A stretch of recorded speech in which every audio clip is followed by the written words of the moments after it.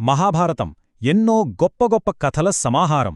అందులో ఒకటి చాలా శక్తివంతమైన, అదే సమయంలో ఎన్నో ప్రశ్నల్ని రేకెత్తించే కథ, అదే ఏకలవ్యుడి కథ. ఈరోజు దాని గురించే మనం లోతుగా మాట్లాడుకుందాం. మనందరికీ తెలిసిన విషయమేంటంటే అర్జునుడు అత్యుత్తమ విలుకాడు అని కదా. మరి అది నిజమేనా? ఎందుకంటే ఏకలవ్యుడి కథ సరిగ్గా ఇదే నమ్మకాన్ని ప్రశ్నిస్తోంది. సరే, ఇక కథలోకి వెళ్దాం. సీనేంటంటే ఒక దట్టమైన అడవి. అక్కడ పాండవులు కౌరవులు వేటాడుతున్నారు. వాళ్ళ గురువు ద్రోణాచార్యుడు చెప్పినట్టే శిక్షణ తీసుకుంటున్నారన్నమాట. ఇది వాళ్ళ ట్రైనింగ్లో ఒక భాగం. అంతా మామూలుగానే జరుగుతోంది అనుకుంటున్న టైంలో సడన్గా వాళ్లతో ఉన్న ఒక వేటకుక్క గట్టిగా అరుస్తూ అడవి లోపలికి పరిగెట్టుకెళ్ళింది. చూట్టానికిది చిన్న విషయమే అయినా అసలు కథ మొదలైంది ఇక్కడే. కొద్దిసేపటి తర్వాత ఆ కుక్క వెనక్కి వచ్చింది. కాని ఎలా? పూర్తి నిశ్శబ్దంగా. ఇందాక అంతలా అరిచిన కుక్క ఇప్పుడు ఒక్క మాట కూడా మొరగట్లేదు.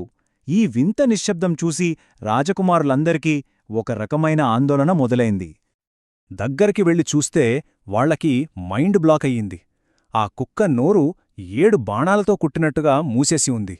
ఇంకా ఆశ్చర్యమేంటంటే ఒక్క చుక్క రక్తం కూడా కారలేదు.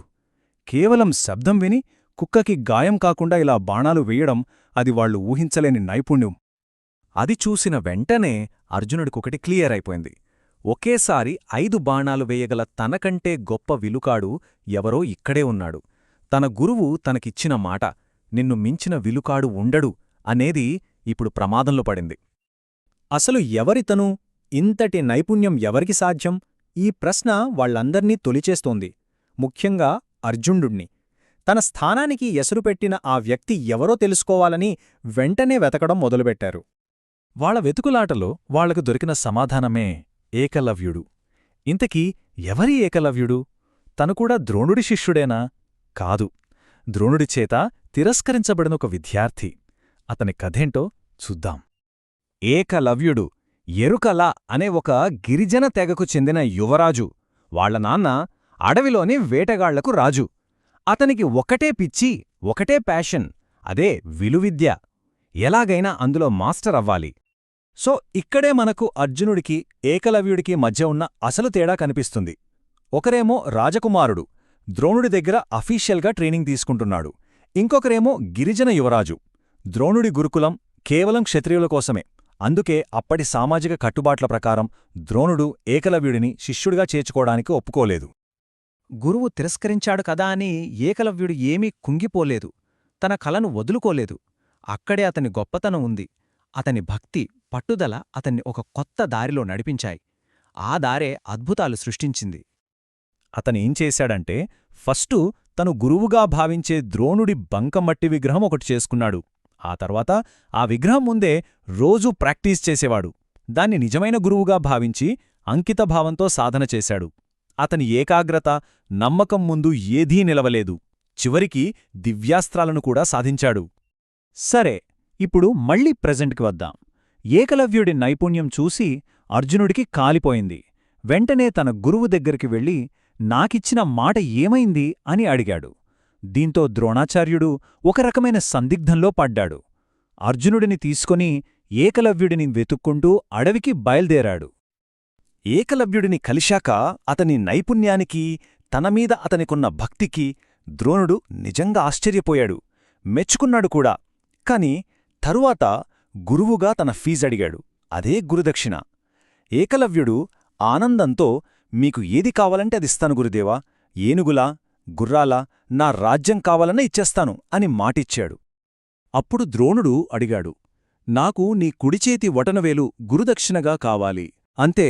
గురుదక్షిణ అంటే గురువుకిచ్చే కానుక. కాని ఇక్కడది ఒక విలుకాడి జీవితాన్నే నాశనం చేసే ఒక డిమాండ్. కథలో అత్యంత షాకింగ్ మూమెంట్ ఇది.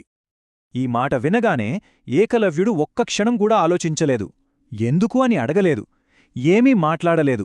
వెంటనే తన కత్తి తీసి బొటనవేలుని కోసి తన గురువు పాదాల దగ్గర పెట్టాడు. అంతే. గురువు మాట నెరవేర్చడమే అతనికి ముఖ్యం. ఇక్కడే అసలు ప్రశ్న మొదలవుతుంది. ద్రోణుడు చేసింది కరెక్టేనా? ఇది ధర్మమా, అధర్మమా? దీనిమీద 2 రకాల వాదనలున్నాయి. అవి ఇప్పటికీ ఒక పెద్ద చర్చనీయాంశమే. సరే, ఆ వాదనలేంటో చూద్దాం. ఒక వర్గం ఏమంటుందంటే ద్రోణుడు చేసింది గురువుగా తన ధర్మమే. ఎందుకంటే ఏకలవ్యుడు ఒక అమాయకపు కుక్క మీద తన దివ్య నైపుణ్యాన్ని ప్రయోగించి క్రూరత్వాన్ని చూపించాడు. అలాంటి వాడి చేతిలో దివ్యాస్త్రాలుంటే ప్రమాదం అని ద్రోణుం భావించాడు. ఇక రెండో వర్గం వాదనేంటంటే ద్రోణుడు చేసింది అన్యాయం. కేవలం అర్జునుడికిచ్చిన మాట కోసం ఒక టాలెంటెడ్ స్టూడెంట్ లైఫ్ని పాడిచేశాడు. అతని కులం చూసి వివక్ష చూపించాడు. ఇది స్వార్థం తప్ప మరొకటి కాదు అనంటారు. సరే, ఈ సంఘటన తర్వాత ఏమైంది? అర్జునుడు తనకు పోటీ లేకుండా సాటిలేని విలుకాడయ్యాడు. అంతేకాదు, ఏకలవ్యుడి నుంచి వచ్చిన ఛాలెంజ్తో ఇన్స్పైర్ అయి 2 చేతులతో బాణాలు వేయడం నేర్చుకుని సవ్యసాచి అయ్యాడు. మరోవైపు ద్రోణుడు ఒక అద్భుతమైన శిష్యుడిని కోల్పోయానన్న బాధతో జీవితాంతం మదనపడ్డాడు. అందుకే ఈ కథ కేవలం ఒక పాత కథలా మిగిలిపోలేదు. ఇది ఎప్పటికీ కొనసాగే ఒక చర్చను, ఎన్నో ప్రశ్నలను మనకు వారసత్వంగా ఇచ్చింది. మరి చివరిగా మిగిలే ప్రశ్న ఇదే: ద్రోణుడు ఒక గొప్ప గురువా, లేక కేవలం అర్జునుడికి మాత్రమే గొప్ప గురువా? ఈ ప్రశ్నకు సమాధానం మనల్ని న్యాయం గురించి, ఒక వ్యవస్థలో ఒక వ్యక్తి స్థానం గురించి, గురు శిష్య సంబంధం గురించి చాలా లోతుగా ఆలోచింపజేస్తుంది.